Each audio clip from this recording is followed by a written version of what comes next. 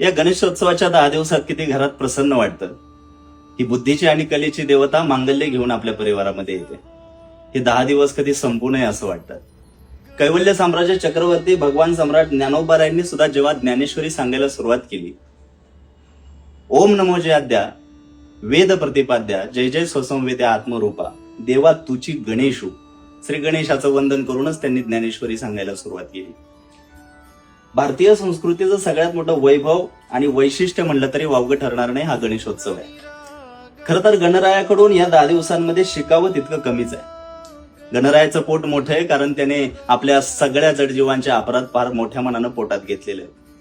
मला वाटतं आपणही एकमेकांचे अपराध पोटात घेऊन एकोप्यानं आणि बांधिलकीनं राहण्याचा जर प्रयत्न केला तर याच्यापेक्षा मोठा गणेशोत्सव चांगल्या पद्धतीनं साजरा होऊ शकत नाही. गणेशोत्सवाच्या तुम्हा सर्वांना कोटी कोटी शुभेच्छा.